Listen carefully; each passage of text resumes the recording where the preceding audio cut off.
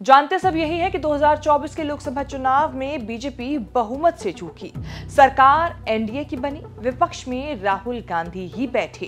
वैसे तो सब पहले जैसा चल रहा था, लेकिन माहौल ये बना कि सरकार में बैठकर भी बीजेपी सदमे में है, विपक्ष में होकर भी इंडिया वाले पार्टी मूड में है। चुनाव बाद बीजेपी में दिल्ली से लखनऊ तक खलबली मची है। सबसे बड़ी हार यूपी में हुई, जहां 80 में से 80 सीटें जीतने का इरादा था, लेकिन मिली सिर्फ 33। एक्स्ट्रा कुछ मिला नहीं, जो था वो भी हाथ से चला गया। बीजेपी की पार्टनर अपना दल सोनोवाल की अध्यक्ष अनुप्रिया पटेल पहली बार यूपी की हार जीत पर बोली है। हिंदुस्तान टाइम्स को इंटरव्यू में अनुप्रिया पटेल ने चौंकाने वाला बयान दिया कि विपक्ष के संविधान बदलने वाले नैरेटिव से नुकसान हुआ है। अनुप्रिया पटेल ने राहुल गांधी का नाम नहीं लिया, लेकिन जो कहा उसका इशारा यही कि राहुल ने 400 सीट वाले नारे में से जो बात पकड़ी, उससे बीजेपी का दिल्ली से लखनऊ तक बेड़ा गर्क हुआ।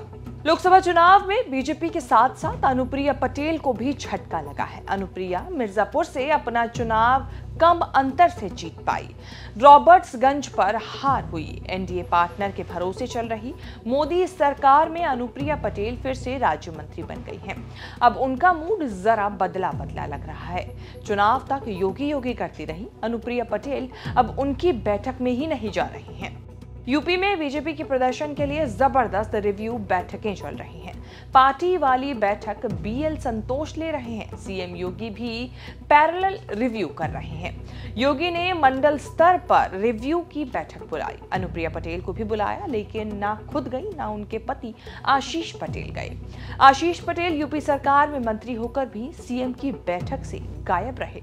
इससे पहले चुनाव नतीजे आने के बाद अनुप्रिया ने योगी को चिट्ठी लिखकर मांग की थी कि आरक्षित पदों को अनारक्षित किया जाने की व्यवस्था पर रोक लगे।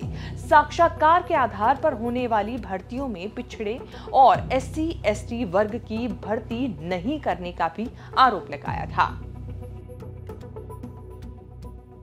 लोकसभा चुनाव पर हिंदुस्तान टाइम्स से अनुप्रिया पटेल ने इस इंटरव्यू में कहा कि यूपी में नतीजे उम्मीदों के मुताबिक नहीं रहे। शुरुआत में सब कुछ ठीक ठाक था, लोग केंद्र सरकार के काम से खुश थे। तीसरे चरण के बाद 7वें चरण तक गड़बड़ी के संकेत मिलने लगे थे। विपक्ष ने संविधान बदलने की जो अफवाह फैलाई, उसे फायदा मिला।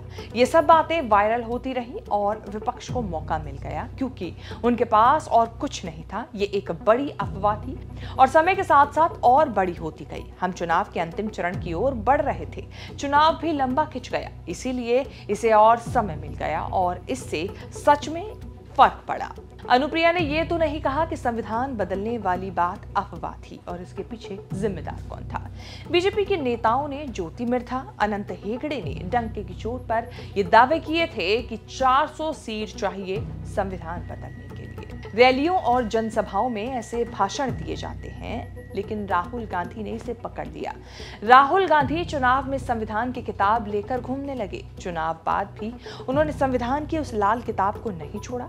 राहुल गांधी ने नारा बना दिया कि संविधान बचाना, वरना बीजेपी आएगी तो संविधान बदल देगी। संविधान बदल देगी तो दलितों, पिछड़ों को मिलने वाला आरक्षण खत्म हो जाएगा। अनुप्रिया की बात यहाँ तक तो ठीक है कि चुनाव में जनता ने मोदी के नेतृत्व और एनडीए पर भरोसा कायम रखा, लेकिन अनुप्रिया की संविधान बदलने वाली बात को बीजेपी को नुकसान की बड़ी वजह माना जा रहा है। अब आगे देखना होगा कि इस नुकसान की भरपाई बीजेपी किस तरह कर पाती है।